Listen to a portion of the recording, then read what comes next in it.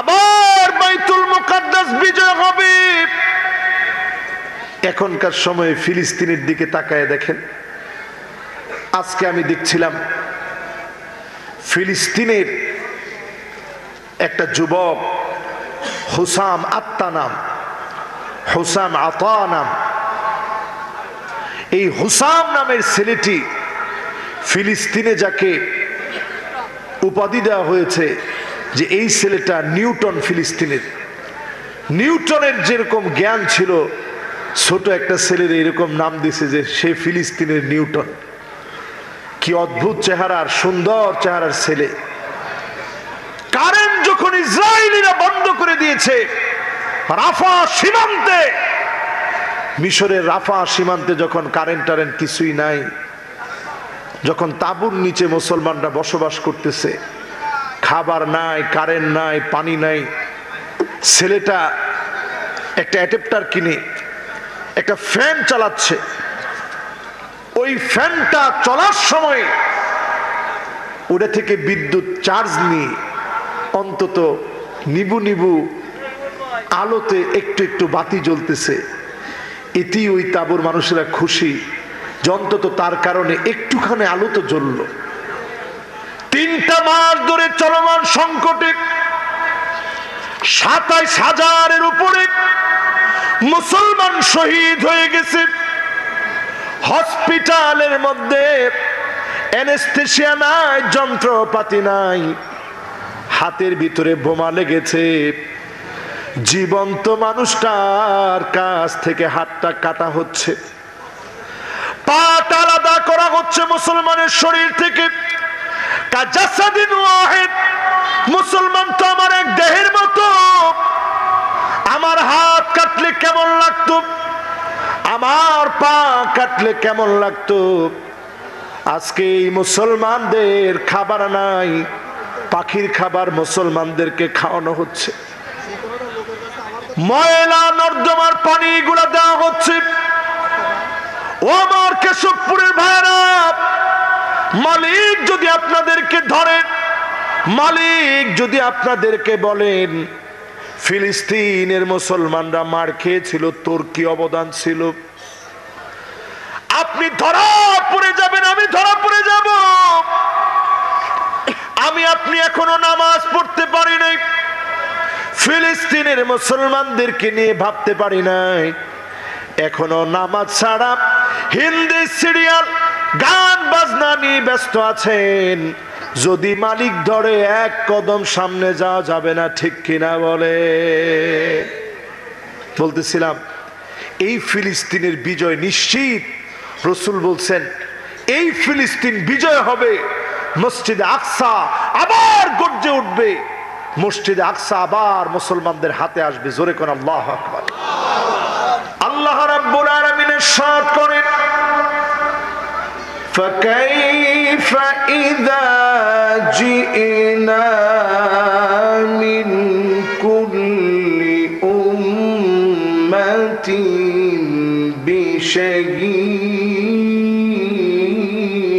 بشهيد وجئنا بك على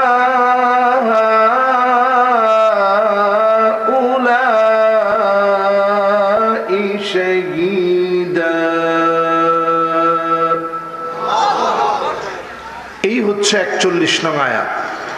কোন সূরা? সবাই একটু বলেন কোন সূরা? আরেকটা বার সবাই বলেন কোন সূরা?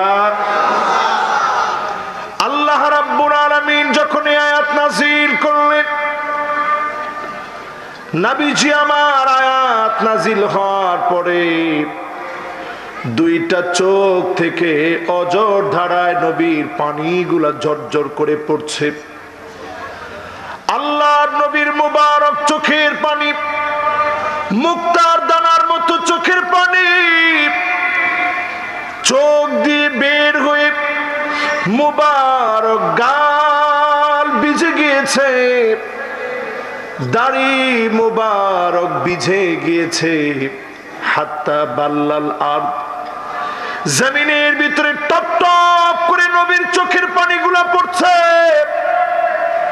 কেন আল্লাহর নবী এত পরিমাণ কাঁদলেন? আয়াতের বক্তব্যে আল্লাহ বললেন, অতএব সেই দিনটা কেমন হবে যেই দিন আল্লাহ নবীদেরকে হাজির করবেন, উম্মতের খবর নিবেন। আপনাকে সেদিন হাজির করা হবে, উম্মতের ব্যাপারে সেদিন আপনাকে জিজ্ঞাসা করা হবে। আল্লাহর নবী আয়াতটা নাযিলের পরে এই জন্য কাঁদলেন, জীবনে কোনদিন আমার মতো নালায়েক গুনাহগার উম্মতকে নবী দেখে নাই। কেমন করে উম্মতের ব্যাপারে সাক্ষী দিব? জীবনে কোনদিন উম্মতকে পাই নাই, জীবনে কোনদিন উম্মতকে দেখি নাই। একটা বার বুঝে থাকলে বলেন, এই কান্না নবীজি কেঁদেছেন কাদের জন্যে? সবাই বলেন, একটু মহব্বত নিয়ে বলেন কাদের জন্যে? আমার ভাইয়েরা, শুধু আয়াত নাজিল হওয়ার পরেই নবী কেঁদেছেন এমন না। এই আয়াতের তাফসীর খুলে দেখবেন, এই আয়াতের তাফসীর পড়লে অবাক হবেন। আল্লাহর নবী ইবনে মাসউদকে একদিন ডাকলেন, আদর করে বললেন, ইবনে মাসউদ তুমি একটু তেলাওয়াত করে শোনাও তো দেখি।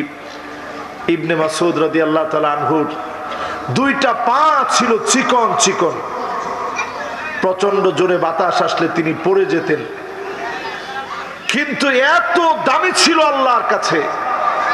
সাহাবায়ে কেরাম একদিন দেখি হাসতেছেন যে তিনি পড়ে গেছেন। আল্লাহর নবী বললেন, সাহাবীরা হেসো না, আমার ইবনে মাসউদ আল্লাহর কাছে এত দামি, একদিকে যদি 6.5 কিলোমিটার লম্বা উহুদ পাহাড়টা রেখে দেওয়া হয়, অন্যদিকে যদি ইবনে মাসউদের দুইটা পা রাখা হয়, 6.5 কিলোমিটার উহুদ পাহাড়, এর ওজন যা হবে, ইবনে মাসউদের দুইটা পায়ের ওজন এর চাইতে অনেক অনেক অনেক গুণ বেশি হয়ে যাবে। সাহাবীর দাম কম না বেশি? সে ইবনে মাসউদকে নবীজি আদর করে বললেন, এই তুমি একটু তেলাওয়াত করে শোনাও তো দেখি। স্বাভাবিক যদি আজকের এই মাহফিলে ছোট্ট একটা বাচ্চাকে যদি বলা হয় একটু পড়ো তো দেখি বাবা, তার মনে একটু ভয় লাগবে, এটা খুব স্বাভাবিক ব্যাপার। এইরকম একটা মাহফিলে মুরব্বীদের সামনে তেলাওয়াত করতে গেলে তার কাছে একটু ভয় ভয় লাগবে। ইবনে মাসউদ রাদিয়াল্লাহু তাআলা আনহু বললেন, আকরাউ আলাইকা ওয়া আলাইকা উনজিল, নবী আপনার সামনে কেমন করে তেলাওয়াত করব? এই কোরআন মালিক আপনার উপর অবতীর্ণ করেছেন, আপনার সামনে কেমনে পড়ব গো নবী? আল্লাহর নবী বললেন, ইবনে মাসউদ পড়ো, তোমার কাছ থেকে শুনতে আজকে আমার মনে চাচ্ছে। ইবনে মাসউদ বলেন, আমি তেলাওয়াত শুরু করেছি, সূরা নিসা পড়া শুরু করলাম। যেই আমি পড়তে পড়তে 41 নং আয়াতে আসছি, فكيف إذا جئنا من كل أمة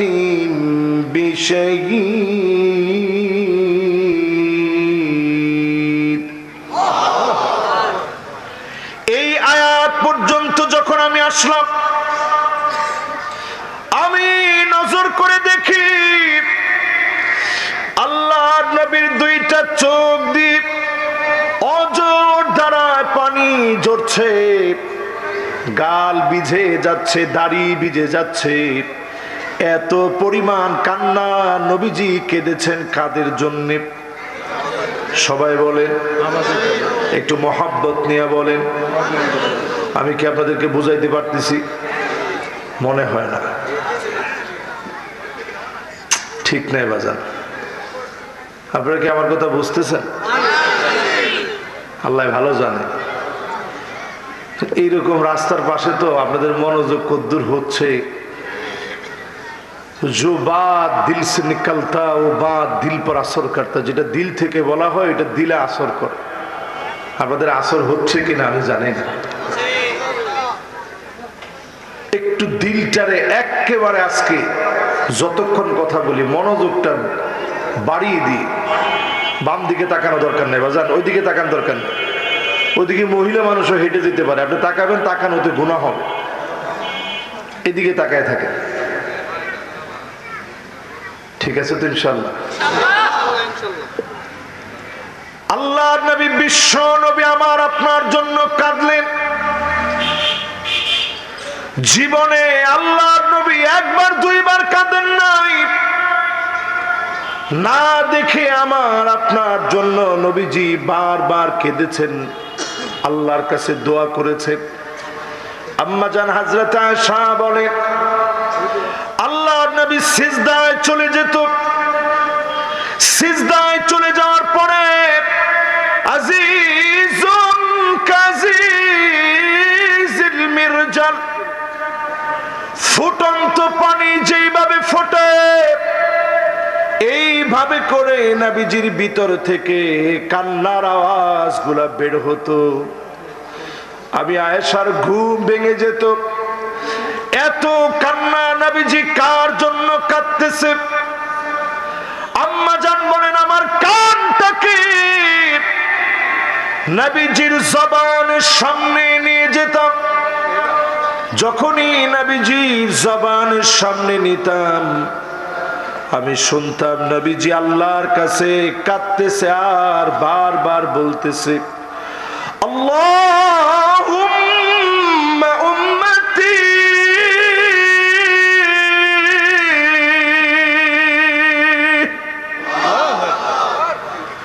শুধুমাত্র উম্মতি উম্মতি বলে, ও আল্লাহ আমার উম্মত, আমার উম্মত বলে নবী কাঁদলেন।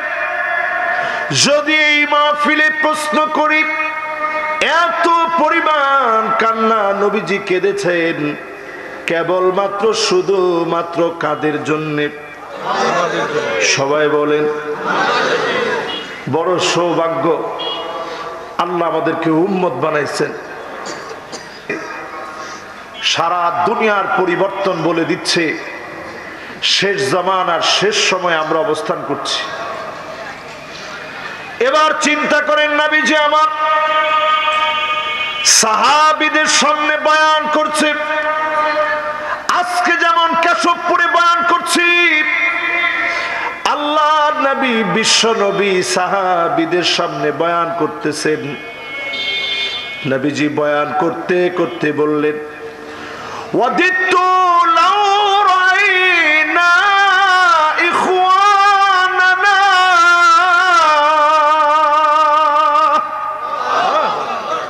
আরে আমি যদি আমার ভাইগুলাকে দেখতে পেতাম। নবীজি বলতেছে, যদি ভাইগুলারে দেখতে পেতাম। আজকে যেমন আপনারা আমার সামনে বসা আছেন, দরদ নিয়ে আপনাদেরকে মাঝে মাঝে শাসন করতেছি, মাঝে মাঝে বলতেছি, হৃদয় নরম করার জন্য কথা বলতেছি। সাহাবীদের সামনে নবীজি বয়ান করতেছেন। বয়ানে বসে নবীজি বলতেছে, যদি ভাইগুলারে দেখতে পেতাম। সাহাবায়ে কেরাম আশা নিয়ে বললেন, নবী আলাসনা ইখওয়ানুক, আমরা কি আপনার ভাই নই? আল্লাহর নবী বলেন, না না, তোমরা আমার ভাই না। বাল আনতুম আসহাবি, তোমরা আমার সাহাবী। আমার ভাই হবে তারা মান আমানা বি ওয়া লাম ইয়ারানি,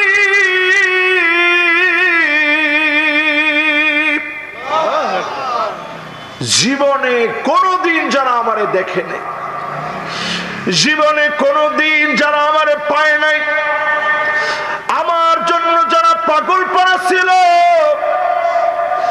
আমাকে পাওয়ার জন্য যারা পাগল পাড়া ছিল, আমার উপরে যারা ঈমান এনেছে না দেখে, তারা হবে আমার ভাই। আমরা ঈমান আনলাম, নবীজিরে দেখি নাই। যদি আপনারা বুঝে থাকেন বলেন, আল্লাহ নবী ভাই বলে আদর করে এই হাদিসের ভিতরে ডাকলেন কাদেরকে? সবাই বলেন। এই আমাদের মতো গুনাহগারদেরকে ভাই বলে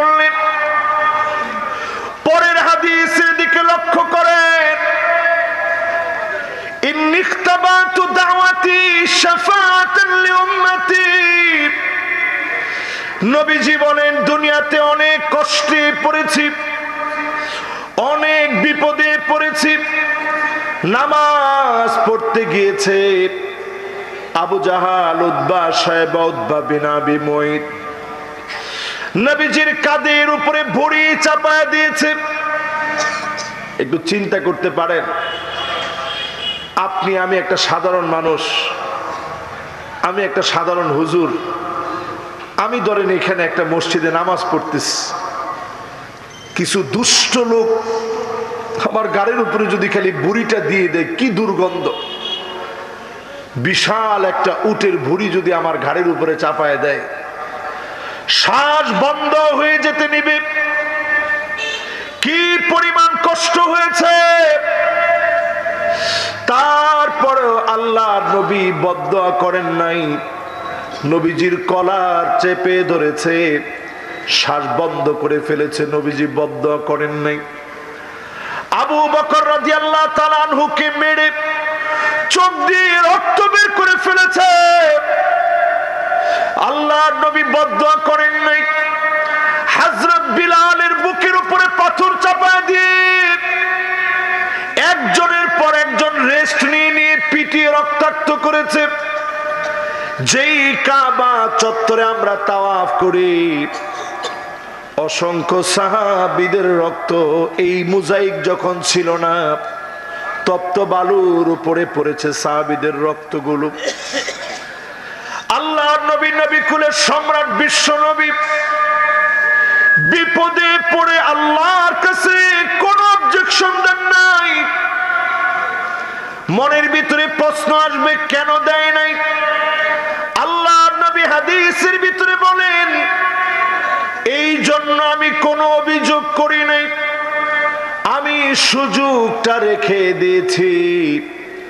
আমার উম্মত যেদিন বিপদে পড়ে যাবে, মুসিবতে পড়ে যাবে, আল্লাহর কাছে সেদিন বলবো, আল্লাহ দয়া করে উম্মত গুলাকে মাফ করে দেন। ফাহিয়া নাইলাতুন ইনশাআল্লাহ।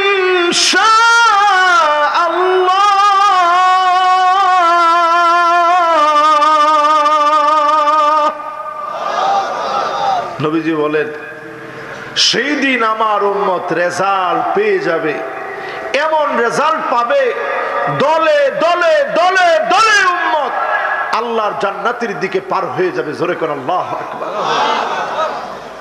খুশি না বেজার? তাহলে বোঝা যায় আল্লাহর নবী শুধু উম্মতের মায়ায় আল্লাহর কাছে সুযোগ রেখে দিয়েছে। যখন সব নবীরা ইয়া নাফসি বলবে, আমার নবী মাথা নিচে দিয়ে শুধু উম্মতের কথা বলতে থাকবে। আল্লাহ সেদিন বলবে, নবী আপনার মাথাটা আপনি উঠান,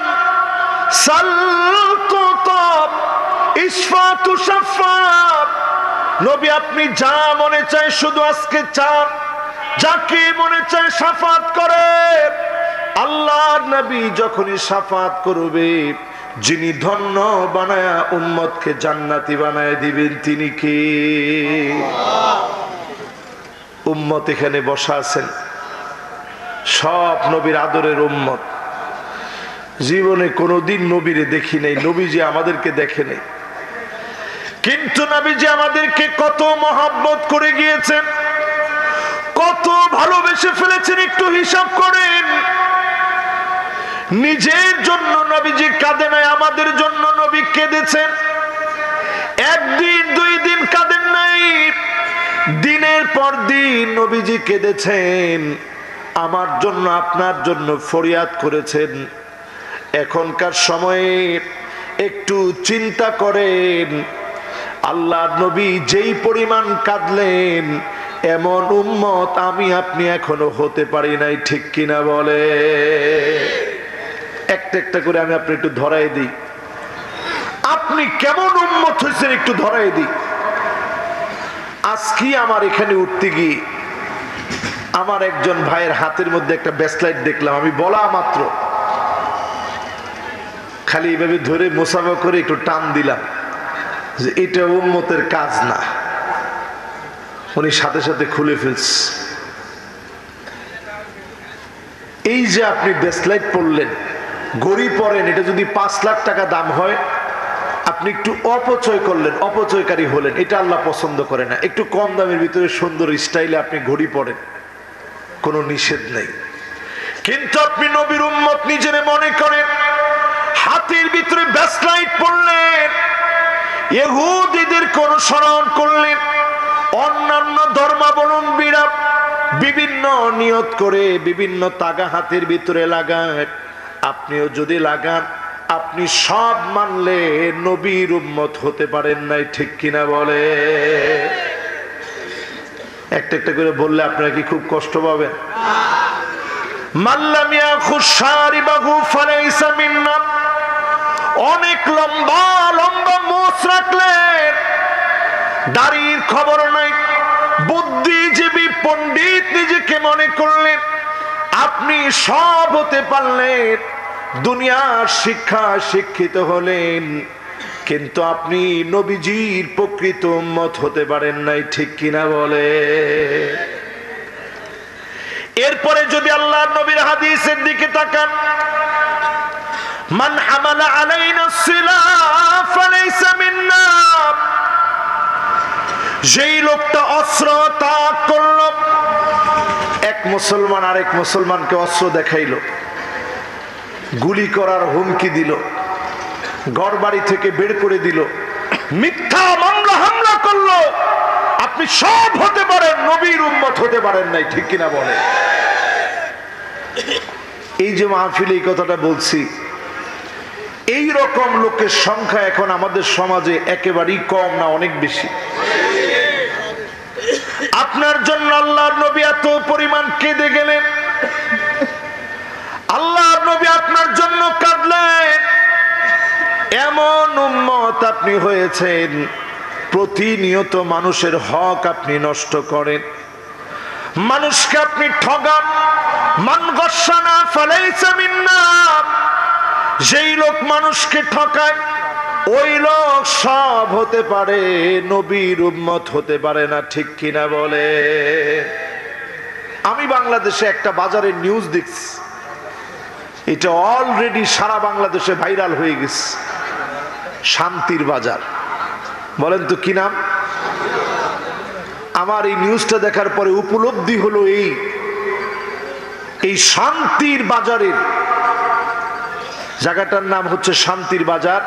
এটা দিনাজপুরে না, দিনাজপুরে শান্তির বাজারে দোকানপাট দিব্যি খোলা আছে, মাগরিবের নামাজের সময় সবাই চলে যাচ্ছে, কেউ কারো দোকান থেকে কোনো কিছু চুরি করে নিয়ে যায় না।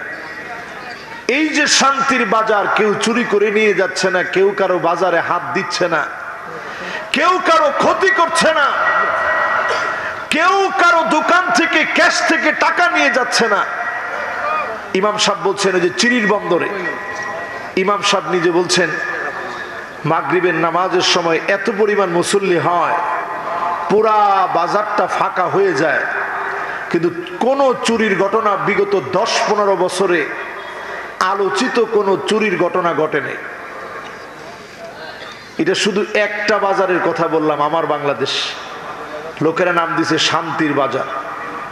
ওই এলাকার মানুষ শান্তি প্রিয় হয়েছে, নামাজের দিকে আসে, সবাই নামাজ পড়ে, মোটামুটি ক্রেতা বিক্রেতা সবাই নামাজের দিকে যায়। আল্লাহ একটা সুফল দিছে। আজকের এই মাহফিলে চিন্তা করেন, ইন্নাস সালাতা তানহা আনিল ফাহশাই ওয়াল মুনকার। পার্লামেন্টে, আমার দেশে প্রতিটা অলিতে গলিতে, বাজার ঘাটে, সব মার্কেটে, সব সংস্থার ভিতরে, প্রত্যেকটা জায়গার ভিতরে যিনি শান্তি দিয়ে দিতেন তিনি কে? কিন্তু আসলে কি আমরা মোটেও নামাজ পড়ি? বলেন, নামাজ পড়ি? রাসূল হাদিসের ভিতরে বললেন লা তাকুমুস সাআতু, ততক্ষণ পর্যন্ত আমার উম্মতি দুনিয়া থেকে শেষ হবে না, ততদিন পর্যন্ত উম্মতকে আল্লাহ শেষ করে দিবেন না। হাত্তা তুত্তাখাদাল মাসাজিদু তুরুকা, মসজিদের সামনে দিয়ে রাস্তা হয়ে যাবে, সেই রাস্তা দিয়ে মুসলমানের ছেলেরা হেঁটে হেঁটে চলে যাবে। মাগার নামাজ পড়ার জন্য মুসলমানের ছেলেরা যাবে না, ঠিক কিনা বলে? এই কেশব পড়ে যদি আপনি একটু হিসাব মিলায় দেখেন কত পার্সেন্ট লোক এখানে আমরা নামাজ পড়ি, একটু বলেন তো দেখি কত পার্সেন্ট হবে? কয়জনে বলতেছে হুজুর কোনো পার্সেন্ট নাই, মানে নামাজই পড়ি না আমরা, এরকম। আজকে ফজরের নামাজের সময় যদি একটু আপনারা হিসাব করেন মুসল্লি কয়জন ছিল? একজন বলছে ৩-৪ জন, একজন বলছে ১০-১২ জন। তার মানে হলো এই দেশের শান্তি না আসার পিছনে অন্যতম একটা কারণ হচ্ছে এখনো আমরা নামাজি হতে পারি নাই, ঠিক কিনা বলে? এবার আমার ভাইয়েরা, আজকে যদি আফগানিস্তানের দিকে তাকায় দেখেন, সে দেশের মানুষগুলো দিনের পর দিন মার খেয়েছে। আমেরিকার ধ্বজাধারী শান্তির নাম করে যারা ঢুকেছিল, আমার আফগানকে যারা তছনছ করতে চেয়েছিল, দিনের পর দিন তারা জুলুম চালিয়েছিল আফগানিস্তানের মুজাহিদদের উপরে। রক্তের পর রক্ত ঝরেছে, এই রক্ত মালিক বৃথা যেতে দেয় নাই। ইমারত ইসলামী, ইসলামকে আল্লাহ তাআলা প্রতিষ্ঠা করলেন। গতকাল কেউ ফেসবুকে একটা ভিডিও ভাইরাল হয়ে গেছে। এতদিন আমরা ইতিহাস পড়ছি, ইতিহাস দেখেছি, পড়ে পড়ে বিশ্বাস করেছি সাহাবায়ে কেরাম যখন খলিফা ছিলেন বাড়ি বাড়ি গিয়ে মানুষের খাদ্যের খবর নিতেন। আমরা দেখেছি পাগড়িওয়ালা মুজাহিদেরা মানুষের ঘরে ঘরে গিয়ে, দুয়ারে দুয়ারে গিয়ে, যাদের ঘরে খাবার নাই নিজের কাঁধের ভিতরে বস্তা চাপায়া ঘরে ঘরে নিয়ে খাবার পৌঁছায় দিয়ে আসছে। জোরে কোন আল্লাহু আকবার।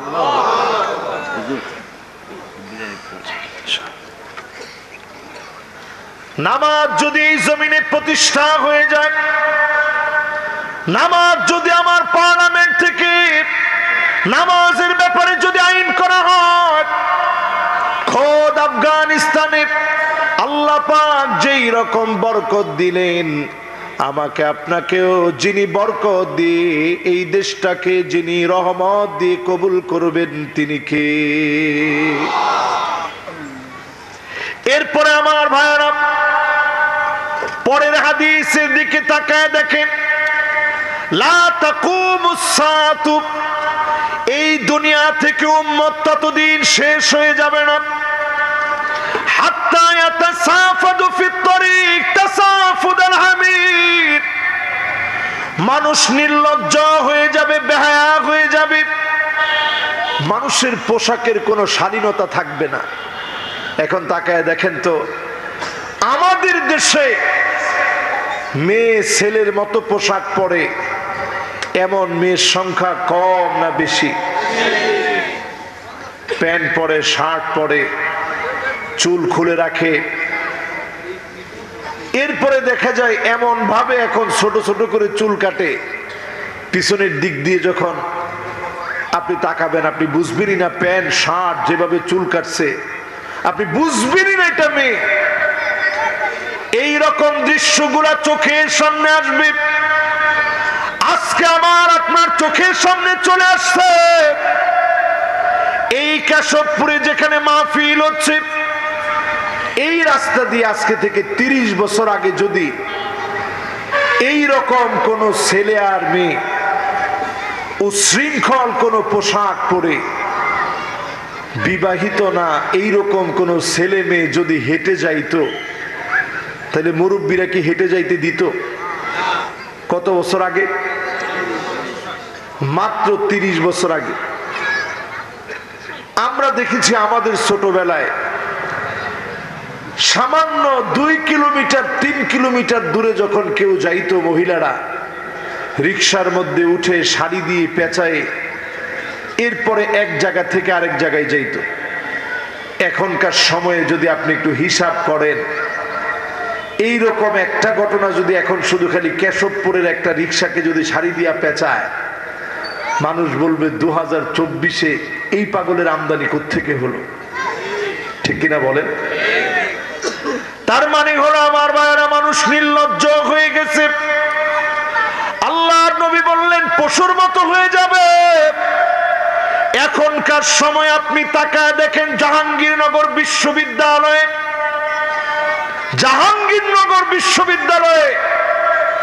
একটা সংগঠনের দায়িত্বশীল হয়ে সে নিজে আরেকজনের স্ত্রীকে এনে হল রুমের ভিতরে মেয়েটাকে আটকায় রাখছে প্রথমে, এরপরে স্বামীকে আটকে রেখেছে। জোরপূর্বক ওই মেয়ের সঙ্গে কয়েকজন মিলে ধর্ষণ করেছে। এই ঘটনায় যখন স্বামী মামলা করছে, মামলা করার পর এখন তাদের একজনকে অ্যারেস্ট করা হয়েছে, এরপর সবাইকে এখন অ্যারেস্টের আওতায় আনা হচ্ছে। একটু চিন্তা করে দেখেন, একটা স্বাধীন দেশ, শিক্ষাঙ্গনে মানুষ যাবে, পশ্চিমারা যেই বুলি আমাদেরকে শিখাইতে চায়, পশ্চিমারা যেই ট্যাবলেট আমাদেরকে খাওয়াইতে চায়, আধুনিকতার কোনো কিছুর অভাব তাদের কাছে নাই, কিন্তু নীতি নৈতিকতা চরিত্রের চরম অবক্ষয়ের কারণে তাদের নিজেদের দেশের ভিতরেই তারা শান্তিতে নাই। ঠিক কিনা বলে? এখন সেই ট্যাবলেট আইনা আমাদেরকে গোলায় খাওয়াইতে চায়। জাহাঙ্গীরনগর বিশ্ববিদ্যালয়ের এই ঘটনা আমাদেরকে বুঝিয়ে দিচ্ছে মানুষ পশুর চাইতে নির্লজ্জ বেহায়া হয়ে যাবে। আজ মানুষ পশুর চাইতে নির্লজ্জ বেহায়া হয়ে গেছে। স্বামীকে বেঁধে রেখে স্ত্রীকে যারা ধর্ষণ করতে পারে, এরা মানুষরূপী হয় না, এদেরকে দৃষ্টান্তমূলক শাস্তির ব্যবস্থা করা উচিত। ঠিক কিনা বলে? ধর্ষণের পর ধর্ষণ চলছে, কিন্তু এমন একটা সময় আমরা কথাগুলা বলছি, আজকে হয়তো এই ধর্ষণের ঘটনা মানুষ জানতে পারছে, এরকম অসংখ্য ধর্ষণের ঘটনা পৃথিবীবাসী জানে না, কেউ বলতেও যায় না। এই যে একটা অবস্থা চলছে মানুষের চারিত্রিক অবক্ষয়, আল্লাহর নবী যখন এই হাদিসটা বললেন, সাহাবায়ে কেরাম বললেন, নবী এইরকমও কি হতে পারে? মানুষ পশুর মতো হয়ে যাবে। কয়েকজন মিলে একজন নারীকে ধর্ষণ করা, এটা পশুর চাইতে নিকৃষ্ট চরিত্রের আলামত। ঠিক কিনা বলে? এই কথা যখন বলা হলো, রসুল যে উত্তরটা দিলেন, রসুল বললেন, লায়াকুনান্না, শুধু ওই দিন আসবে না, নিশ্চিত ওই দিন আসবে যেদিন মানুষ পশুর মতো নির্লজ্জ হয়ে যাবে, বেহায়া হয়ে যাবে, মানুষ পশুর মতো আচরণ করবে। রন্ধ্রে রন্ধ্রে জিনা ব্যভিচার বেড়ে যাচ্ছে, বিবাহ এখন কঠিন হয়ে যাচ্ছে। ঠিক কিনা বলে? এখন বিবাহ কি হচ্ছে? বিয়ে করা লাগতেছে না, তাই বললেন? এখন মানুষের বিয়েটা কঠিন হয়ে গেছে। জিনাটা মানুষের জন্য একেবারে সহজ, আর বিবাহের ক্ষেত্রে এত শর্ত সারায়াত এখন দেওয়া হয়েছে। মহারণা ধরা হয় 10,05,000 টাকা। আপনি কোনে পাইছেন এগুলো? যেই ছেলেটা এতদিন বিয়ে করতে পারে না, একটু প্রতিষ্ঠিত হয়ে নেবে, মাত্র সে চাকরি পাইছে, 10 লাখ টাকা কোনে পাবে? আমাদের দেশে এই যে অন্যায়গুলো চলে, এগুলোর পিছনে অনেক কারণ আছে। ঠিক কিনা বলেন? আইসারুহা মাউনা, বিবাহকে সহজ করা লাগবে। এই সমাজকে পরিশুদ্ধ করার জন্য বিবাহকে সহজ করা লাগবে। বিবাহ যখন সহজ হয়ে যাবে, জিনা যখন সমাজ থেকে বন্ধ হবে, এই সমাজের মধ্যে যিনি শান্তি নাজিল করবেন তিনি কে? এরপরে হাদিসটা শোনেন, আমার মনে হয় আপনাদের খুব কষ্ট হয়ে যাচ্ছে। আমি খুব দুঃখিত আজকে আপনাদেরকে এটা একটু কষ্টই দেওয়া হচ্ছে, যেহেতু আমি গভীর রাতের বক্তা না, গভীর রাতে আমি ওয়াজও করি না, তো গভীর রাত আপনাদেরকে কষ্ট দিয়ে ফেলতেছি, বেশিক্ষণ না, আর ধরেন অল্প কিছুক্ষণ আপনাদেরকে একটু কষ্ট দিব, একটু মাফ করে দিন আপনারা। আমি আসলে বেশি রাত্রের বক্তা না, এটা তারা আমার সাথে আসলে মাওলানা মানুষ, এজন্য আমি কিছু বলতে পারি না। আমি কোনো মাহফিলে গিয়ে এটা বলতে পারি না যে ভাই আমার এক্ষণ দিতে হবে, নাইলে আমি কিন্তু চলে যাব, এটা আমি কোথাও বলি না, কারণ আমি যখন মেহমান হয়ে আসছি এটা আপনাদের দায়িত্ব। তো যাই হোক, গভীর রাত্রে কথা বললে এটা আমার জন্য ক্ষতি। ইলমি আলোচনা গভীর রাত্রে করার দাবি রাখে না। কোন একটা হাদিসের কথা বলতে হলে মানুষের ব্রেন এটাকে রিসিভ করার মতো ক্ষমতা থাকতে হবে। এখন সবার চোখে চোখে ঘুম, ঠিক আছে তো আপনারা আছেন তো ইনশাআল্লাহ?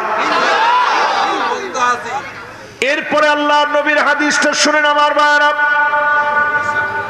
লা তাকুমুস সাআতু, ততক্ষণ পর্যন্ত এই দুনিয়া শেষ হবে না রে উম্মত,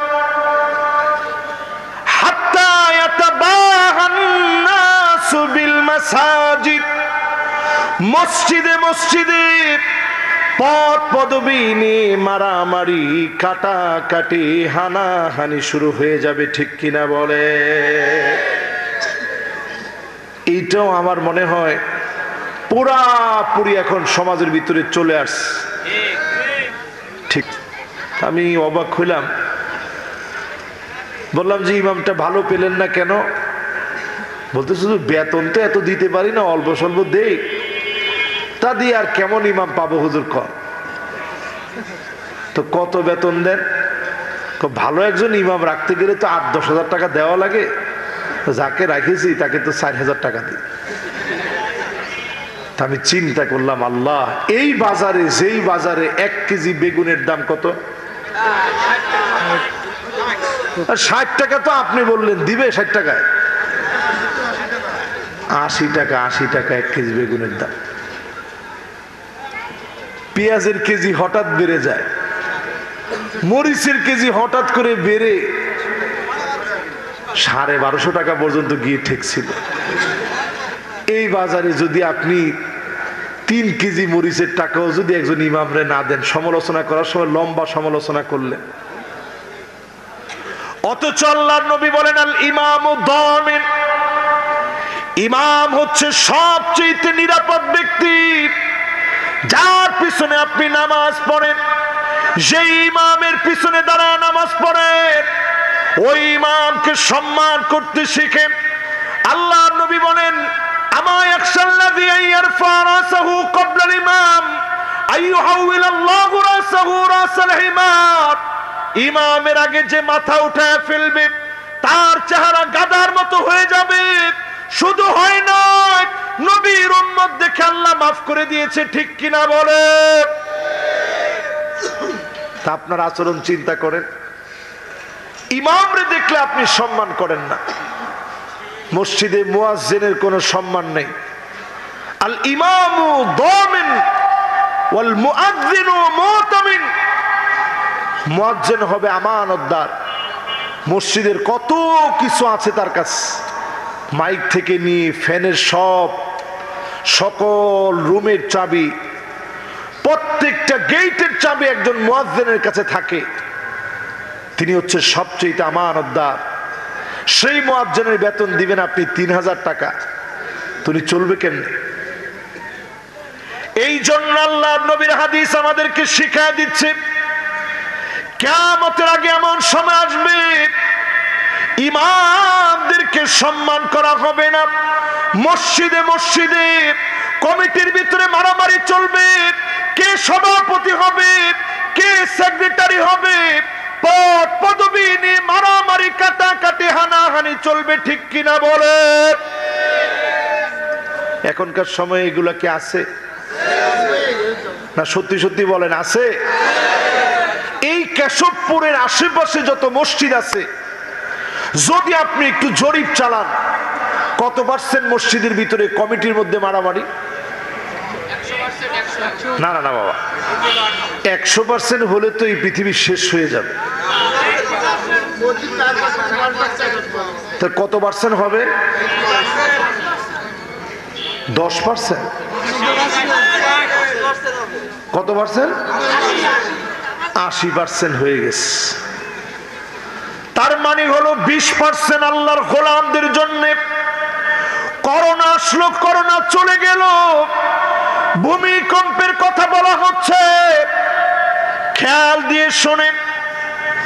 এই ভারত উপমহাদেশ, ভারতবর্ষ ভেঙে যাওয়ার আশঙ্কা করছে বর্তমান ভূতত্ত্ববিদেরা।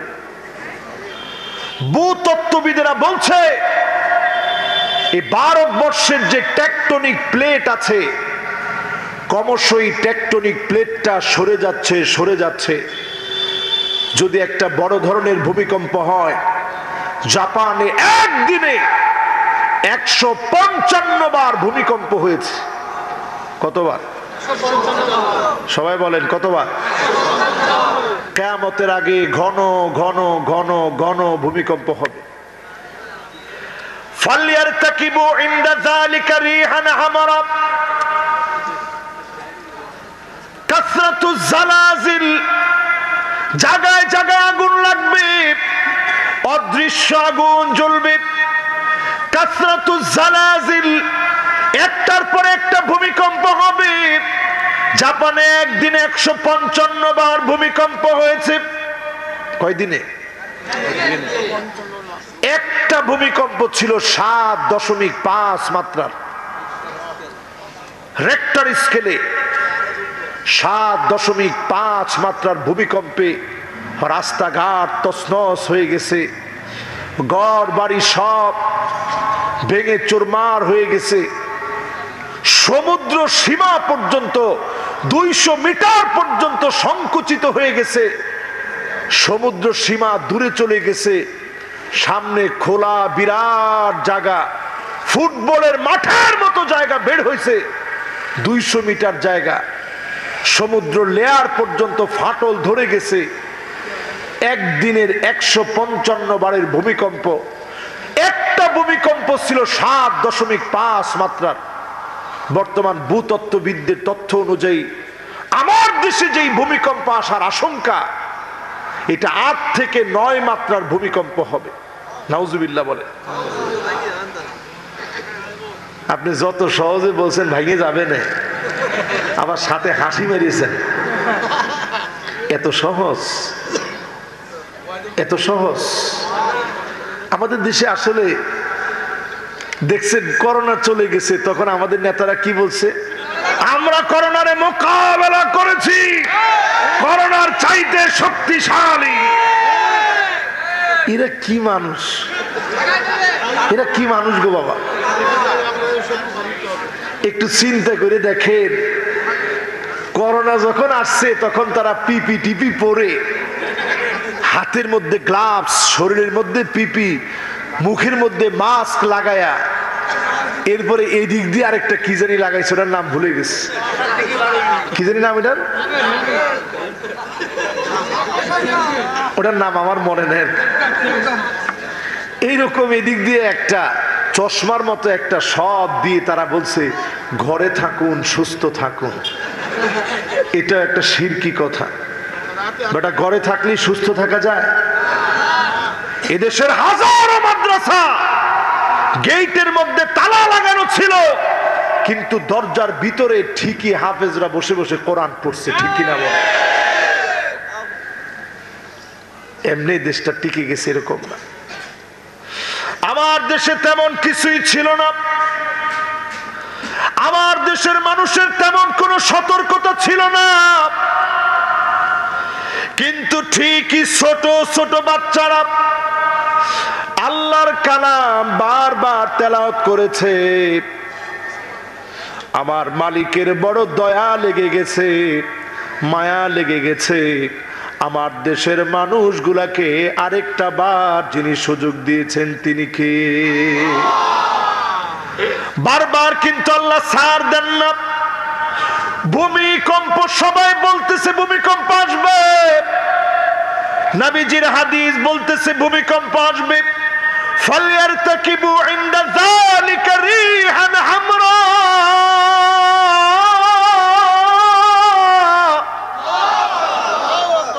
চারদিকে অদৃশ্য আগুন ধরবে, কাসরাতুজ জালাজিল, জায়গায় জায়গায় ভূমিকম্প হবে, কযফুন মাসখুন, উপর থেকে পড়ে মানুষ মারা যাবে, চেহারাগুলো বেঁকে যাবে।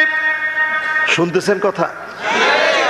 চেহারা বেঁকে যাবে, ঠোঁট বেঁকে যাবে। ঘুমিয়েছিলেন, সুস্থ অবস্থায় ঘুমালেন, সকাল বেলায় উঠে দেখবেন চেহারা বেঁকে গেছে। এমন আযাব পৃথিবীর মধ্যে শুরু হয়ে যাবে। এখনকার সময়ে আযাবগুলো চলে আসছে। আল্লাহর নবী বললেন এমন আযাব আসবে, মানুষ নিজের আত্মহত্যা করবে, উপর থেকে পড়ে পড়ে মারা যাবে। এখন আত্মহত্যার অলরেডি মেশিন আবিষ্কার করা হয়েছে। মেশিনের মধ্যে গিয়ে মানুষ আত্মহত্যা করবে, জীবন শেষ করবে। তার মানে একেবারে শেষ জামানায় আমরা অবস্থান করছি। যেই কথাটা নিয়ে আমি কথা বলতেছিলাম, ভূমিকম্প এই পৃথিবীর দিকে, বিশেষ করে আমার এই স্বাধীন বাংলাদেশের দিকে ধেয়ে আসতেছে। যদি ভূমিকম্প হয় আমার দেশে, 8 মাত্রার একটা ভূমিকম্প যদি হয়, 50,000 ঘর বাড়ি ভাঙবে শুধু ঢাকা শহরে। কত হাজার? 50,000 ঘর বাড়ি যদি ঢাকা শহরে ভেঙে যায়, দেশটা অচল হয়ে যাবে। আমাদের দেশে দুর্ভিক্ষ লেগে যাবে, মানুষগুলো খাদ্য সংকটে পড়ে যাবে। ও আমার জাতি, ও আমার ভাইরা, আল্লাহ পাক আযাব কখন উঠায় নেন? আওয়ালা ইয়ারাউনা আন্নাহুম ইফতানুনা ফি কুল্লি আমিন মাররাতান আও মাররাতাইন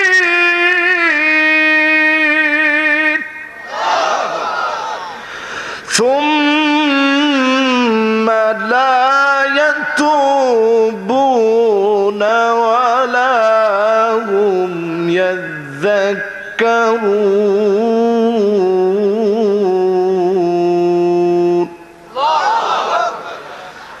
আল্লাহ পাক বলেন, গোলাম শোনো, প্রত্যেক বছরে একবার আমি তোমাদেরকে আযাব দিয়ে ধরি, অথবা 2 বার তোমাদেরকে আযাব দিয়ে ধরি। আযাব তোমাদের কাছে আসে, গজবের সময়ে ঠিকই মালিককে ডাকেন, গজবটা যখন উঠে যায় মালিককে ভুলে যান। আল্লাহ বলেন, তওবা করলে না, ফিরেও আসলে না, আমাকে স্মরণও করলে না। ও আমার কেশবপুরবাসী, আজকে যদি আল্লাহকে স্মরণ করেন, যেই ভূমিকম্প আসার কথা বলছি, আল্লাহর দিকে যদি তওবা করে ফিরেন, আমার উপর থেকে, আপনার উপর থেকে গজব যিনি উঠায় নেবেন তিনি কে? আপনারা আছেন তো ইনশাআল্লাহ? বলেন আছেন? আজকে একটু তওবা করবেন, রাজি আছেন? ছোট্ট একটা ঘটনা আপনাদেরকে শোনাই, কষ্ট হচ্ছে ভাইরা? আর 10টা মিনিট।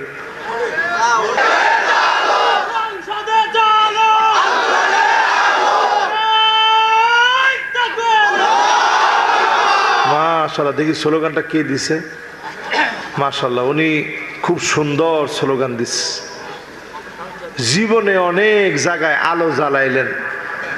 এই যে মাহফিলে মাহফিলে আমরা কোরআনের আলো জ্বালাচ্ছি, আমি বলবো না যে এটা ব্যর্থ হচ্ছে, তবে সেদিন পূর্ণাঙ্গ রূপ নিবে যেদিন পার্লামেন্টে আল্লাহর কোরআনের বাতি জ্বলবে। ঠিক কিনা বল?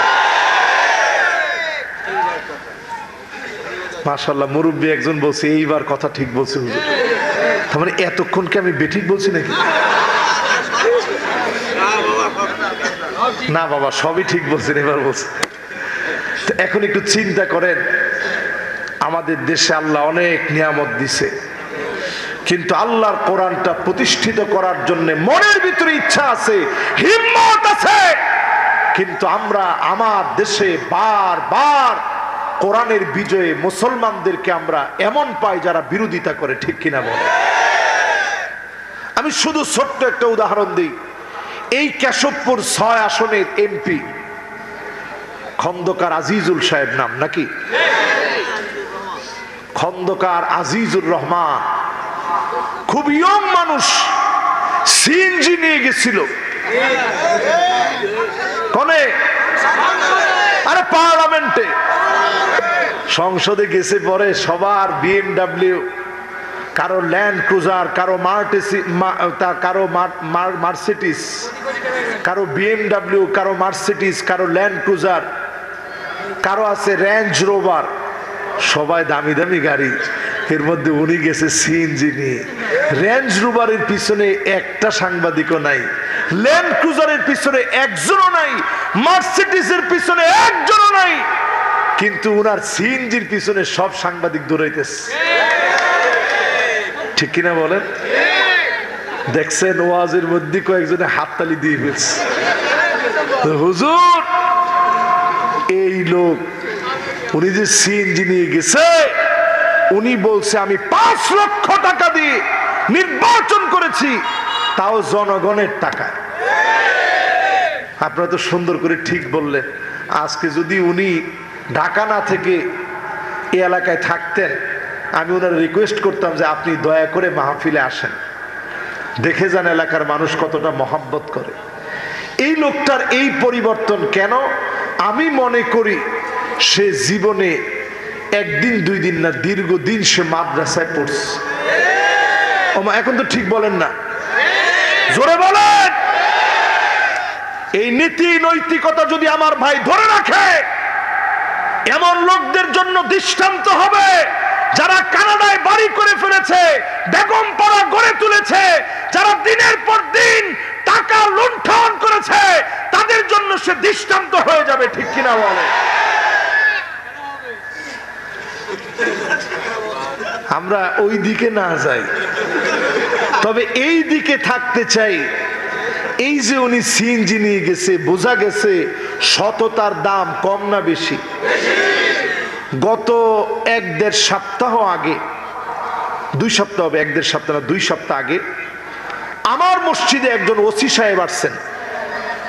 তো আমার মসজিদে ওসি সাহেবরা আসলেই, মুগদা থানায়, মুগদা, মদিনাবাগ, বাইতুল আদুদ মসজিদের সব ওসি সাহেবরা আসেন যে হুজুর একটু দোয়াও নিয়ে গেলাম, পরিচিত হইলাম, একটু সবার সামনে কথা বললাম। এখানে মিডিয়ার ছেলেপেলে আছে, বিশেষ করে রোজ টিভিতে এই ভিডিওটা ভাইরাল হয়ে গেছে। এরপরে ওয়াচ টিভি তাদের চ্যানেলে এই ভিডিওটা দেখছে 3 মিলিয়ন মানুষের উপরে, 30 লাখের উপরে। শুধু খালি ওইখানে দাঁড়িয়ে একজন পুলিশের ইনচার্জ সে বলতেছে, একজন ওসি বলতেছে যে আমি এই থানায় যতদিন আছি, গান বাজনা রাত 12টার পরে চলবে এটা আমি হতে দেব না, মদের ব্যবসা চলবে আমি এটা হতে দেব না। এরকম সুন্দর সুন্দর কথা বলে এরপরে তিনি বলতেছিলেন সাইয়্যিদুনা ওমর রাদিয়াল্লাহু তাআলা আনহু, তিনি যখন খলিফা হলেন, মানুষের দুয়ারে দুয়ারে গিয়ে তিনি দেখতেন, দুর্দশা দেখে তিনি কাঁদতেন। এই যে কথা ওসি সাহেব হযরত ওমরের কথাটা বললেন, সুন্দর সুন্দর কিছু মেসেজ দিলেন, পরক্ষণে গোটা জাতির কাছে পুলিশের একটা সুন্দর মেসেজ চলে গেছে যে পুলিশ মানেই খারাপ না, এমন কিছু পুলিশ আছে আইনুন বাতাত তাহরুসু ফি সাবিলিল্লাহ, যারা এই জমিনকে, আল্লাহর জমিনকে পাহারা দেওয়ার জন্য, মুমিনদেরকে পাহারা দেওয়ার জন্য নিযুক্ত থাকে। ঠিক কিনা বলে? তার এই ভিডিওটা এত ভাইরাল হয়েছে, আমি গতকাল দেখছি টেলিভিশনে পর্যন্ত এটা নিয়ে নিউজ হয়েছে যে আজহারি সাহেবের মসজিদে একজন ওসি সাহেব আসলেন, এসে বক্তব্য দিলেন, সেই বক্তব্য ভাইরাল হয়ে গেছে। কারণ কি? সে বক্তব্যের ভিতরে যুবকদেরকে সন্ত্রাসী কর্মকাণ্ড ছাড়তে বললেন, মদ ছাড়তে বললেন, নেশা ছাড়তে বললেন। আমি তখন ওসি সাহেবরে ফোন দিলাম, দিয়ে বললাম, ওসি সাহেব আপনার যে এই বক্তব্য ভাইরাল হয়েছে, আপনি কি কারণ মনে করেন এত ভাইরাল হয়ে গেল বক্তব্যটা? কয় হুজুর আমি অন্য কোনো কারণ মনে করি না, আমি 2 জায়গায় বক্তব্যের সময় হযরতে ওমরের নাম নিয়েছি, 2 জায়গার বক্তব্যই ভাইরাল হয়ে গেছে। জোরে কোন আল্লাহু আকবার। কইছে হুজুর জীবনে আমি বহু বক্তব্য দিচ্ছি, যেহেতু একজন ওসি মানুষ, দাঁড়াইলেই কথা বলি, কিন্তু জীবনে দুইবার আমি হযরত ওমরের নাম বলছি, দুইবারই আমার ওই বক্তব্য ভাইরাল হয়ে গেছে। আমি এটা বুঝাইতে চাইলাম, হযরত ওমর এমন শাসক ছিলেন যিনি তার শাসনামলে দুয়ারে দুয়ারে গিয়ে মানুষের খোঁজ খবর নিয়েছেন, ঠিক কিনা বলে? এই জন্য আমি আমার পুলিশের ভাইদেরকে বলবো, দিনের দিকে আসেন, ইসলামের দিকে আসেন। আপনি আপনার দায়িত্ব পালন করার ক্ষেত্রে আল্লাহকে সর্বোচ্চ ভয় করেন, আল্লাহর সামনে দাঁড়ানোকে ভয় করেন। আপনার এই দুই চোখ এত দামি হয়ে যাবে, হারামাহুল্লাহু আলাইহিন নার, এই দুই চোখের জন্য জাহান্নামের আগুন হারাম হয়ে যাবে। জোরে করে আল্লাহু আকবার।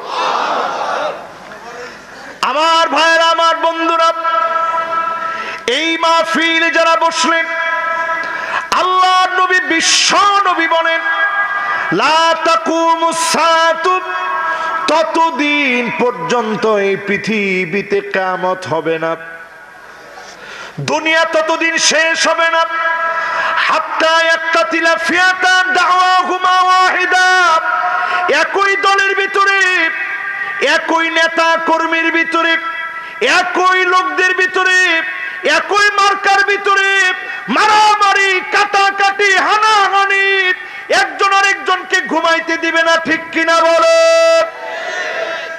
এখনকার সময়ে আমার কাছে মনে হয় পুরাপুরি ওই সময় চলে আসছে। আগে আপনারা অনেকেই অনেকের সঙ্গে অনেক আচরণ করতেন, অনেকেই অনেকের সঙ্গে বিরোধিতা করতেন, অনেকেই অনেকের উপরে জুলুম নির্যাতন করতেন, অনেকে অনেককে ব্যবসা বাণিজ্য করতে দিতেন না, সব এক দলের। এখনকার সময়ও দেখা যায় একজন আরেকজনকে ঘুমাইতে দেয় না, ঠিক কিনা বলে? তার মানে বোঝা যায় আমার ভাইয়েরা, উম্মতের ইমানের বেহাল দশা চলছে। আল্লাহর নবী যেই উম্মতের জন্য কাঁদলেন, অধিকাংশ মুসলমান নবীজি সেই উম্মত হতে পারি নাই। আল্লাহর হাবিব বলেন, লা তাকুমুস সাআতু, ততক্ষণ পর্যন্ত এই দুনিয়া শেষ হবে না রে উম্মত, এই দুনিয়া ততদিন পর্যন্ত ধ্বংস হবে না। আল্লাহর নবী বলেন, হাত্তা ইয়াকতুলা জারহু, প্রতিবেশী প্রতিবেশীকে মেরে ফেলবে। এখনকার সময়ের দিকে তাকায় দেখেন, প্রতিবেশী প্রতিবেশীকে হত্যা করে ফেলে, অন্যায়ভাবে মেরে ফেলে, প্রতিবেশী প্রতিবেশীকে খুন করে ফেলে। এমন দৃশ্য একটা দুইটা না, অহরহ এখন চোখের সামনে এমন দৃশ্য চোখে পড়ে, ঠিক কিনা বলে? এরপরে রাসূল বলতেছেন, এমন সময় আসবে, তোমরা দেখবে এমন সময় আসবে মুসলমান, আখাহু, ভাই ভাইকে শহীদ করে ফেলবে, ভাই ভাইকে মেরে ফেলবে, অন্যায়ভাবে শহীদ করা হবে। এরপরে নবীজি বলেন, এমন সময় আসবে তোমরা নিজেরা দেখবা নিজের বাপকে পর্যন্ত শহীদ করে ফেলা হবে, নিজের মাকে পর্যন্ত মেরে ফেলা হবে। আজকে যেই জামানায় আমি আপনি আছি, মা বাপকে মেরে ফেলা হয়েছে, এমন দৃশ্য পর্যন্ত চোখের সামনে আসলো। মাকে শহীদ করা হয়েছে, বাপকে মেরে ফেলা হয়েছে। আপনি আমি একটা বারের জন্য যদি চিন্তা করি, বরিশালের ওই লঞ্চের ভিতরে আগুন লেগে যাওয়ার ঘটনা, ঝালকাঠিতে লঞ্চের ভিতরে দাও দাও করে আগুন জ্বলে উঠেছে, সঙ্গে সঙ্গে মা সন্তানদেরকে স্বামীর হাতে উঠায় দিলেন। স্বামীর সন্তানদেরকে নিয়ে আপনি ঝাঁপ দেন পানির ভিতরে। আমি তো সাঁতার জানি না, সন্তানদেরকে আদর করবেন, আমার সন্তানগুলারে কষ্ট দিয়েন না। মা জননী চিরদিনের জন্য বিদায় নিয়ে চলে গেলেন। দাউ দাউ করে আগুন জ্বলছে, আগুনের ভিতরে মা জ্বলে পুড়ে মারা গেছে। সন্তান সাক্ষাৎকার দিয়েছে জ্বলন্ত আগুনের ভিতরে, সন্তান আর বাপ একসঙ্গে জাঁপ মেরেছে, বাপ সন্তানদেরকে নিয়ে সাঁতার কাটতেছে। হঠাৎ করে ওই জায়গায় একটা নৌকা আসলো, এই লোকদেরকে উঠায় নিল। বাপ বেঁচে গেল, সন্তান বেঁচে গেল, মা দুনিয়া থেকে চলে গেল। এমন দৃশ্যগুলা মনে করায় দেয় দুনিয়ার জীবনে মা বাবা সব থেকে সন্তানদেরকে বেশি ভালোবাসে, ঠিক কিনা বলে? সিএনজি অ্যাক্সিডেন্ট হয়ে প্রমাণ হয়ে গেছে সন্তানের ক্ষতি হতে মা দেয় নাই। লঞ্চ ডুবে গেছে, দেখা গেছে মা সন্তানকে আর ওই দিন বুকের সঙ্গে রাখে নাই, পিঠের সঙ্গে ওড়না দিয়ে বেঁধে রেখেছে। মা প্রমাণ করে দিয়েছে যতক্ষণ পর্যন্ত হায়াত আছে সন্তান তোরে আমি ছেড়ে দেই নাই, যতক্ষণ বেঁচে থাকতে পেরেছি তোকে বাঁচানোর জন্য মা চেষ্টা করেছে। এমন মা বাপকে যখন সন্তান মেরে ফেলবে পরিষ্কার ভাবে বুঝে নিবে সময়টা বড় কঠিন। এমন উম্মতের কারণে দুনিয়া দিন দিন শেষ হয়ে যাবে, ঠিক কিনা বলে? এবার হাদিস থেকে 6টা বিষয় আঙ্গুলে গুনে রাখতে বলবো। কয়টা বিষয়? সবাই একটু আঙ্গুলটা উঠায় দেখান কয়টা, আর একটু মহব্বত নিয়ে বলেন কয়টা? 6টা বিষয় আঙ্গুলে গুনে রাখবেন।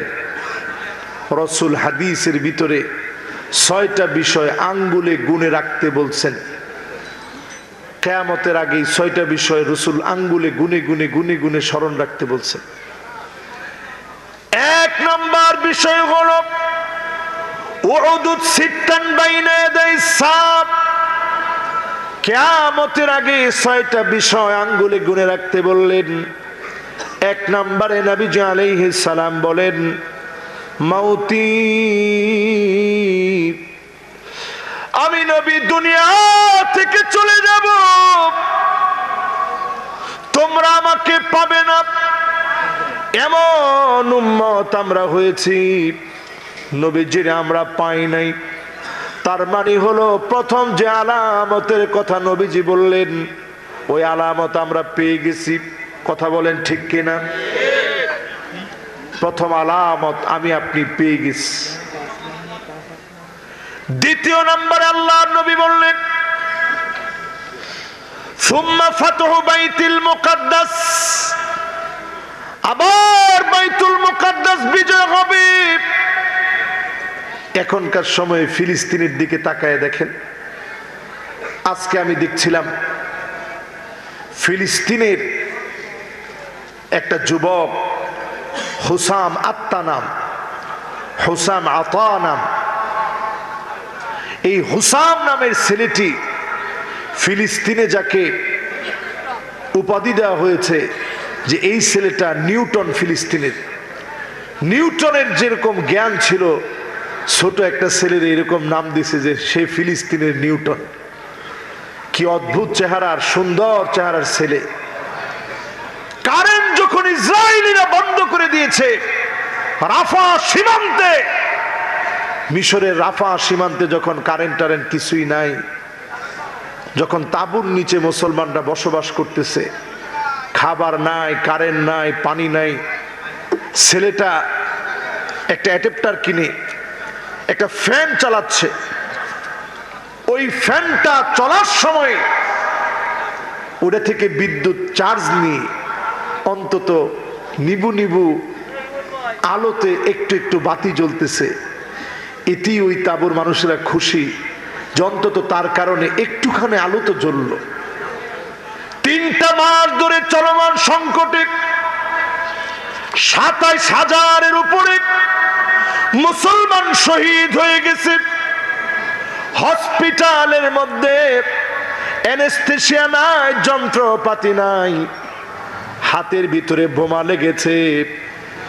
জীবন্ত মানুষটার কাছ থেকে হাতটা কাটা হচ্ছে, পাটা আলাদা করা হচ্ছে মুসলমানের শরীর থেকে। কাজাসাদিন ওয়াহিদ, মুসলমান তো আমার এক দেহের মতো। আমার হাত কাটলে কেমন লাগতো, আমার পা কাটলে কেমন লাগতো। আজকে এই মুসলমানদের খাবার নাই, পাখির খাবার মুসলমানদেরকে খাওয়ানো হচ্ছে, ময়লা নর্দমার পানি গুলা দেওয়া হচ্ছে। ও আমার কেশবপুরের ভাইরা, মালিক যদি আপনাদেরকে ধরেন, মালিক যদি আপনাদেরকে বলেন ফিলিস্তিনের মুসলমানরা মার খেয়েছিল, তোর কি অবদান ছিল? আপনি ধরা পড়ে যাবেন, আমি ধরা পড়ে যাব। আমি আপনি এখনো নামাজ পড়তে পারি নাই, ফিলিস্তিনের মুসলমানদেরকে নিয়ে ভাবতে পারি নাই, এখনো নামাজ ছাড়া হিন্দি সিরিয়াল গান বাজনা নিয়ে ব্যস্ত আছেন। যদি মালিক ধরে এক কদম সামনে যাওয়া যাবে না, ঠিক কিনা বলে? বলতেছিলাম এই ফিলিস্তিনের বিজয় নিশ্চিত। রসুল বলছেন এই ফিলিস্তিন বিজয় হবে, মসজিদে আকসা আবার গর্জে উঠবে, মসজিদে আকসা আবার মুসলমানদের হাতে আসবে। জোরে কোন আল্লাহু আকবার। 3 নম্বরে আমার ভাইরা, কত নম্বর? 3 নম্বরে নবী আলাইহিস সালাতু ওয়াস সালাম বলেন, 3 নম্বরে সুম্মা মাউতানুন ইয়াখুযু ফীকুম কাকুআসিল গনাম। ছাগলের ঠান্ডা লাগলে ছাগল যেমন কাশতে থাকে, এই রকম ঠান্ডা জনিত মহামারী আসবে। মহামারী আসছিল আমাদের পৃথিবীতে, সবাই মনে হয় বুঝেন না, আসছিল। রসুলের এই 3 নাম্বার গুণে রাখার বিষয়টাও চোখের সামনে আমরা দেখতে পাচ্ছি, চলে আসছে। এরপরে আল্লাহর নবী 4 নম্বরে বলেন সুম্মা ইস্তিফাদাতুল মাল হাত্তা ইউতার রাজুল মিয়াতা দিনার ফায়াযাল্লু সাখিতা। টাকা টাকা মানুষের চতুর্দিকে থাকবে, মানুষের মন ভরবে না টাকা দিয়ে। এখনকার সময় এমন হয়ে গেছে, টাকা দিয়ে মানুষের মন ভরানো যায় না, টাকার কারণে মন ভরে না। একটা হয়েছে তো আরেকটা লাগবে, আরেকটা হয়েছে তো আরেকটা লাগবে, ঠিক কিনা বলে? এরপরে 5 নম্বরে আল্লাহর হাবিব বলেন সুম্মা ফিতনাতুন লা ইয়াবকা বাইতুন মিনাল আরাব ইল্লা দাখালাতুহু। আরবের এমন কোন ঘর নাই যেই ঘরের ভিতরে ফিতনা ঢুকে নাই। আপনি বলবেন হুজুর এটা কেমন কথা? বেশি দূরে যাওয়া লাগবে না, একটু তাকায় দেখেন খোদ সৌদি আরবের দিকে। তারা একটা ভিশন হাতে নিয়েছে, ভিশন 2030। বলেন কি ভিশন 2030? এই ভিশনটা তারা হাতে নিয়েছে। 2030-এ সৌদি আরবকে শুধুমাত্র হজ উমরা করার জন্য মানুষ যায় এমন তারা রাখবে না, একটা পর্যটন কেন্দ্র বানাবে। দুবাই যেরকম মানুষ উলঙ্গ, বেহায়াপনা, অশ্লীলতা, সমকামিতা সব নিয়ে যেমন দুবাই ঢুকে, এই রকম পবিত্র ভূমিকে অপবিত্র করার জন্য 2030-এর একটা ভিশন হাতে নিচ্ছে। এই ভিশনের মধ্যে আছে তারা একটা সিটি তৈরি করবে, নিয়ম সিটি। সেই নিয়ম সিটির ভিতরে কি থাকবে? উড়ন্ত ট্যাক্সি থাকবে। কেমন ট্যাক্সি? যে ট্যাক্সি উড়বে। ওইখানে থাকবে রোবট। এমন কোন টেকনোলজি নাই যেটার ব্যবহার তারা সেখানে করবে না। কৃত্রিম চাঁদ তৈরি করবে, কৃত্রিম চাঁদের সেখানে বালুকণা সেখানে এনে তারা রাখবে, মানুষ যেন চাঁদের ফিল ওই জায়গা থেকে নিতে পারে। অলরেডি তারই ধারাবাহিকতায় এখন তাকায় দেখেন রিয়াদে মদকে তারা কূটনীতিকদের জন্য পারমিট করে দিয়েছে। কাবার মতো করে ডিজাইন দিয়ে দিয়ে এই নকশায় তারা হোটেল বানাবে, সিনেমা হল খুলে দিয়েছে, কনসার্ট খুলে দেওয়া হয়েছে। মাদায়েনে সালেহ, গোটা একটা জাতিকে আল্লাহ যেখানে ধ্বংস করে দিলেন, আল্লাহর নবী যেই জায়গা দিয়ে কাঁদতে কাঁদতে ফিরলেন, আমি নিজে কয়েকবার সেখানে গিয়েছি। আল্লাহর নবীর কথা মনে পড়েছে। আল্লাহর নবী বলেছেন, কেঁদে কেঁদে এখান থেকে বিদায় হবা, ইল্লা আনতুম বাকুন, কাঁদতে কাঁদতে এখান থেকে ফিরবা, আর মনে মনে চিন্তা করবা জালেমদেরকে যিনি কখনো ছেড়ে দেন না তিনি কে। কাঁদতে কাঁদতে কাঁদতে কাঁদতে এখান থেকে তোমরা ফিরে যাবা। সেই জায়গার ভিতরে এখন ইউরোপের যত রকম টুরিস্টরা যায় এদের জন্য খুলে দিছে। সেখানে নোংরামি সব শুরু হয়ে গেছে। সাগর পাড়ে এখন নোংরামি চলে। পর্দার ব্যাপারে আস্তে আস্তে তারা অনেকটা শিথিল হয়ে যাচ্ছে। মহিলাদেরকে ড্রাইভিং লাইসেন্স দেওয়া হয়েছে। নারী স্বাধীনতার নাম করে নতুন করে এখন ওই যে আগে জুয়া খেলতো মানুষ, ইন্নামাল খামরু ওয়াল মাইসির, এই জুয়া আবার ফিরে এসেছে। নতুন একটা বিবাহ চালু হয়েছে খোদ সৌদি আরবে। শুনলে আপনার কান খাড়া হয়ে যাবে। খোদ সৌদি আরবে নতুন একটা বিবাহ চালু হয়েছে। বিবাহের নাম তারা দিয়েছে নিকাহে মিসিয়ার, টাকার বিনিময় বিবাহ। কিসের বিনিময় বিবাহ? টাকার বিনিময়। মহিলা আপনাকে টাকা দিবে, আপনি পুরুষ মানুষ, তুমি আমারে বিয়ে করো, যতদিন আপনাকে ভালো লাগবে আপনার সাথে থাকবে। এটার নাম দিছে তারা নিকাহে মিসিয়ার। অলরেডি তারা নিজেরা আইডি খুলে ফেসবুকে, ইউটিউবে, টিকটকে মহিলা নিজের পরিচয় দিয়ে বলে যে আমি উমুক, আমি ডিভোর্সি, তুমি আমারে বিয়ে করতে পারো, আমার হাইট এত লম্বা, টাকা এতগুলো আমার আছে, তুমি ইচ্ছে করলে আমারে বিয়ে করতে পারো। জোরে কর নাউজুবিল্লাহ। আল্লাহর নবী ঘুম থেকে উঠে দুইটা আঙ্গুল দেখালেন, তাকান আমার দিকে, এইরকম করে দুইটা আঙ্গুল দেখালেন। দেখায় নবীজি বললেন, আহারে ওয়াইলুন লিল আরব, ওয়াইলুন লিল আরব, ওয়াইলুন লিল আরব, ধ্বংস আরবের জন্য, আরবের জন্য ধ্বংস। রাসূল নিজে বলে বললেন, ইয়াজুজ মাজুজের দেওয়ালের মধ্যে এত বড় ছিদ্র হয়ে গেছে। এইভাবে রাসূল দেখালেন আরবের জন্য ধ্বংস আসতেছে। সাহাবায়ে কেরাম, খারাপই তোমাদের মধ্যে বেড়ে যাবে, অশ্লীলতা পাপাচার তোমাদের মধ্যে বেড়ে যাবে। যখন পাপ তোমাদের মধ্যে বেড়ে যাবে তখন তোমাদের উপরে ধ্বংস নেমে আসবে। 5 নাম্বার নবীজির যে হাদিসের যে অংশটা বললাম, পুরাপুরি এখনকার সময়ে আরবের ঘরে ঘরে রন্ধ্রে রন্ধ্রে ফিতনা নেমে আসতেছে, ঠিক কিনা বলে? 6 নম্বরে আল্লাহর হাবিব বলেন, সুম্মা হুদনাতুন তাকুনু বাইনাকুম ওয়া বাইনা বানিল আসফার ফায়াকদিরুন। খ্রিস্টানদের সঙ্গে মুসলমানদের একটা চুক্তি হবে। বলেন তো কাদের সাথে? কাদের? কোন খ্রিস্টান? তাও রাসূল হাদিসের মধ্যে বলে গেলেন, রোমক খ্রিস্টানদের সঙ্গে। এই খ্রিস্টানদেরকে আপনি কোথায় পাবেন? রোমক খ্রিস্টানদেরকে আপনি পাবেন ঠিক ইস্তাম্বুল বিজয়ের সময় সুলতান মুহাম্মদ আল ফাতেহ 21 বছরের যুবকের হাতে আল্লাহ বিজয় দিলেন। রাসূল আগে ভবিষ্যৎবাণী করে গেছিলেন, নি'মাল আমিরু আমিরুহা নি'মাল জাইশু যালিকাল জাইশ। এই জিহাদে যে নেতৃত্ব দিবে কতই না উত্তম হবে সে।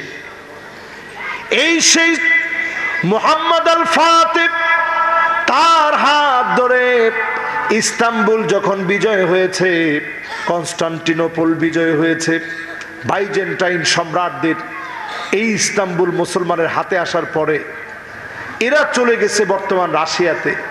এই জন্য রাশিয়া দেখবেন মুসলমানদের সঙ্গে বিভিন্ন জোট করে, মুসলমানদের সঙ্গে থাকার চেষ্টা করে। রাসূল বলতেছেন এই জোট বেশি দিন টিকবে না, ফায়াকদিরুন, অচিরেই এই জোট ভেঙে যাবে, অচিরেই তারা তোমাদের সঙ্গে সম্পর্ক রাখবে না। এরপরে পৃথিবীতে কি আসবে? তাহতা সামানিনা গায়া, 80টা দলে বিভক্ত হয়ে যাবে পৃথিবীর পড়া শক্তিগুলা, 80টা দলে বিভক্ত হবে। তাহতা কুল্লি গায়াতিন 12 আলফা, এক একটা পতাকার নিচে 12,000 করে সৈন্য হবে। ও আমার ভাইয়েরা, যতজন মাহফিলে কথাগুলা শুনলেন হিসাব করে নেন, 12,000 করে সৈন্য হবে, 80টা পতাকা হবে, দলে দলে বিভক্ত হবে। তৃতীয় বিশ্বযুদ্ধের হাতছানি পৃথিবী এখন দিচ্ছে, তৃতীয় বিশ্বযুদ্ধের আওয়াজ শোনা যাচ্ছে। একটার পর একটা দেশের মধ্যে সংঘাত চলতেছে, আমরা সব দেশের নামও জানি না। এই পৃথিবীর বহু দেশের ভিতরে যুদ্ধ চলতেছে, কিছু নাম জানি, কিছু জানি না। এই সময়ে আমার আপনার করণীয় কি? আমার আপনার করণীয় হলো বাদিরু বিল আমাল। আল্লাহর নবী বললেন, আমল নিয়ে নিজেকে পরিশুদ্ধ করা লাগবে, সমাজ গঠনের দায়িত্ব নেওয়া লাগবে। আমাকে দিয়ে যিনি দিনকে বিজয়ী বানায় দিবেন তিনি কে? আল্লাহর কাছে কামনা করি এই মাহফিলে যতজন আপনারা কথাগুলো শুনলেন, সময় দিলেন, আল্লাহ পাক আপনাদের সবাইকে কবুল আর মঞ্জুর করুক। সকলে পড়েন আমিন। আমি খুব দুঃখিত, একটু ফিলিস্তিনের জন্য আমরা দোয়া করি, কি বলেন? একটু দোয়া করে তারপরে মাহফিল থেকে বিদায় নিই, ঠিক আছে তো? ইনশাআল্লাহ আল্লাহর কাছে আমরা কায়মানো বাক্যে ফরিয়াদ করি, দুইটা হাত আল্লাহর কাছে কায়মানো বাক্যে আমরা উঠিয়ে দিই। আল্লাহুম্মা আমিন।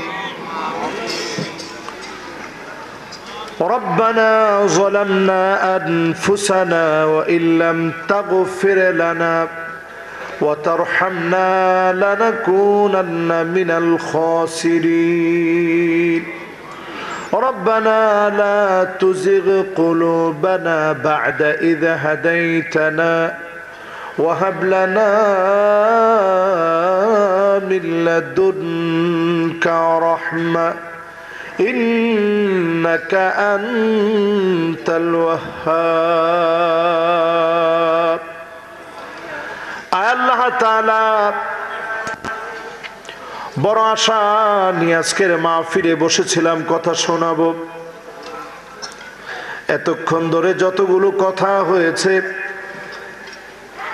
ভুল বেয়াদবি মাফ করে আল্লাহ সঠিক কথাগুলো আমাকে, আমার শ্রোতাদেরকে আমল করার তৌফিক দিয়েন আল্লাহ রব্বুল আলামিন। যারা যারা হাত তুলেছি এমন কেউ নাই জীবনে গুনাহ করি নাই। আমি বড় গুনাহগার, গুনার বোঝা কাঁদেনি আপনার শাহী আর মাকবুল দরবারে হাত তুলেছি। চোখ দিয়ে গুনাহ করেছি, জবান দিয়ে গুনাহ করেছি, কান দিয়ে গুনাহ করেছি, হাত আমার গুনাহ সাক্ষী হয়ে আছে। মেহেরবান মালিক, মেহেরবানি করে গুনাহ খাতা মাফ করে দেন আল্লাহ। আল্লাহ তাআলা যতজন হাত তুলেছি, অনেকে এমন আছি মা নাই, অন্ধকার কবরে চলে গেছে। অনেক এমন আছি বাপ নাই, অন্ধকার কবরে চলে গেছে। অনেকে এমন আছে মালিক মাও নাই, বাপ নাই, অন্ধকার কবরে চলে গেছে। মেহেরবানি করে মা বাবার জীবনের গুনাহ মাফ করেন আল্লাহ রব্বুল আলামিন। যতজন হাত তুলেছি অনেকে অসুস্থ আছে, শিফায়ে কামিল আদেল আজেল দান করে দেন আল্লাহ। মালিক ক্ষুদ্র এই জীবনে দুনিয়ার এই সময়ে পরিসমাপ্তি ঘটবে। এই দুনিয়ার দিনগুলা ফুরায় যাবে, আবার দিন শেষ হয়ে যাবে, অন্ধকার কবর ঠিকানা হয়ে যাবে। কবরের প্রথম রাতটা বড় ভয়াবহ হবে। কবর এমন চাপ মারবে, ডান দিকের হাড় গুলা বাম দিকে চলে আসবে, বাম দিকের হাড় গুলা ডান দিকে চলে আসবে। মেহেরবান মালিক লোকটা দেখবে কে যেন আলো হয়ে দাঁড়ায় আছে। কে গো তুমি? সবাইকে রেখে আসলাম, আলো হয়ে কে তুমি জ্বলতেছ? নামাজ সেদিন বলবে নূরুন ওয়া বুরহানুন ওয়া নাজাহ।